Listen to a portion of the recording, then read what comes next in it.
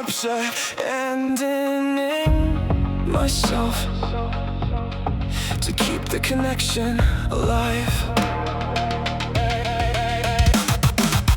You like me most when I absorbed everything quietly, when I translated your moods before addressing my own, when I explained away your silence, shrunk around your withdrawal and called emotional exhaustion patience. Back then, I mistook endurance for love, mistook understanding for obligation, mistook loyalty for remaining available no matter the cost. But eventually the nervous system notices what the heart keeps excusing.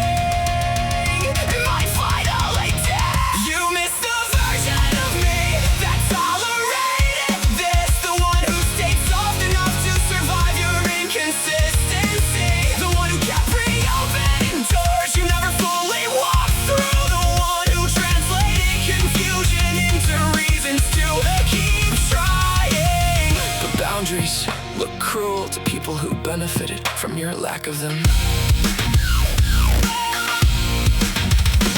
You grew comfortable inside uneven dynamics, comfortable being reassured without reassuring, being understood without understanding, being emotionally held without learning how to hold anything carefully yourself. And I let it happen so long that my silence started participating in it. That's the part I had to face, not just what you normalized, what I normalized to keep you. Because changing hurts, not just for the person losing access, for the person realizing how much of themselves they traded away to maintain proximity. There was grief in recognizing you abandoned your own reality, trying to keep someone comfortable. You say you're colder now, harder to reach, different, but I am not colder. I just stopped warming rooms that never protected my nervous system, stopped calling survival compatibility, stopped treating emotional imbalance like something love alone could solve.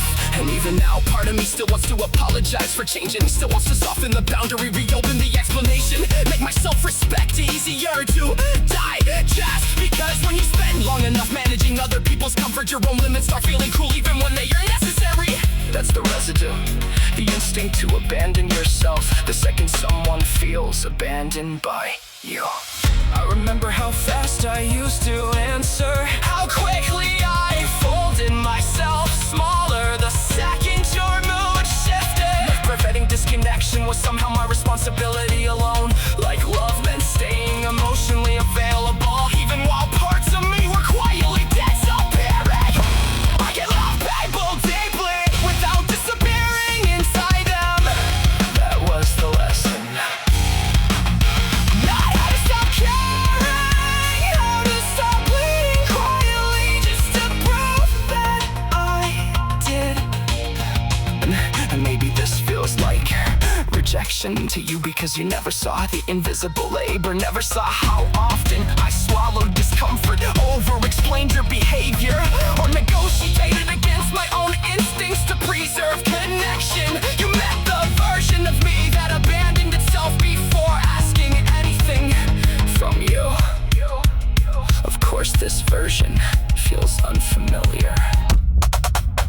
You miss the version of me that tolerated this, but I miss the version of me that still believed love required self-erasure. And neither of us can go back there now, because once you finally recognize the cost of constant accommodation, you cannot unknow it, not without betraying yourself again.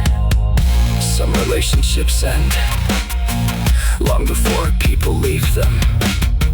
Sometimes they end the moment one person stops accepting